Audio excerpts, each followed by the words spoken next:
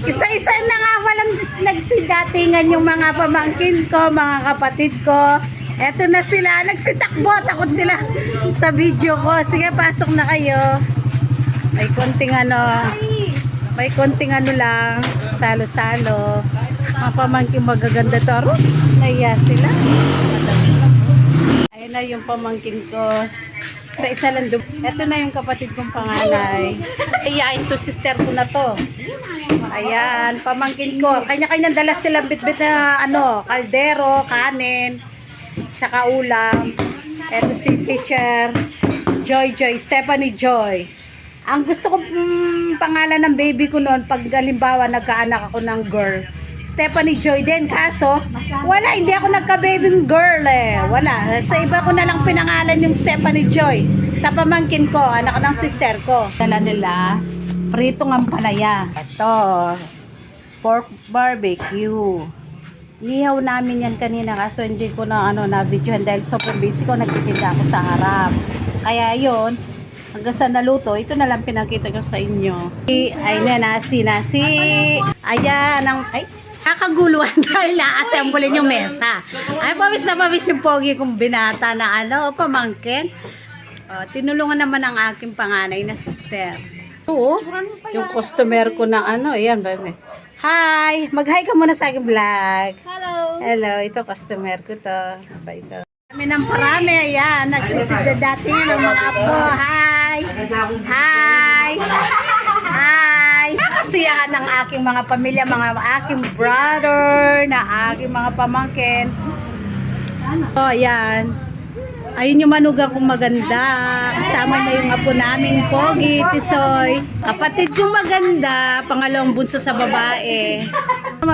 Busy yung mga pamangkin ko, yung isa yung sa anak ko. Kain na. May lag na dito eh. Kaya, tayo ka na baby. Ito may lagnat yung pamangkin ko eh. Nagpapa-baby to eh. Tayo na. Kainin mo na yung markor mo doon be. Ay, ang saya-saya. Pagka family bonding tuwing Sunday, ginagawa namin to. Yan. Kain na. Ang ganda ni Charlie May, oh. Kain na. Kakagulo ang aking mga kapatid. Ang saya-saya nila. Masaya rin naman ako.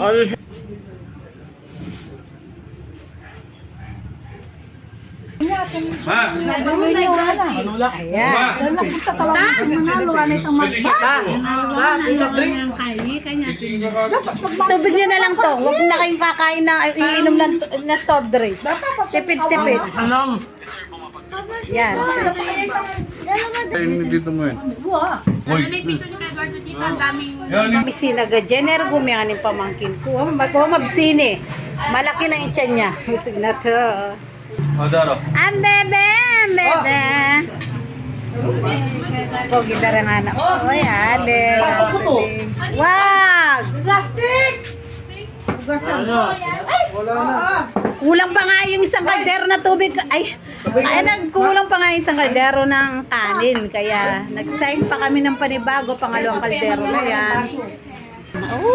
Kawawa yung kaldero. Simot. Paborito to ko. Ginisang kamates. Alam niyo ba nung kabataan namin, nung bata pa kami, ito kamates lang ginisa, bawang sibuyas lang gigisa, wala nang itlog. Minsan pag may itlog kami, kukuha kami sa pugat. May itlog lang ng aming manok. Yun, kukunin na namin. Pinasalo na namin. Nasapit pa siya. Palabas pa lang. Nag-aabang na kami sa manok. Kaya hindi uso sa amin yung pagbibili ng manok dahil may konting manok kami noon na yung mga manok lang namin ang kinakain, yung mga lang na buto ng bayabas, kung ano-ano lang, hindi man mahirap na yun. Pogi-pogi na nga po namin. Cloud.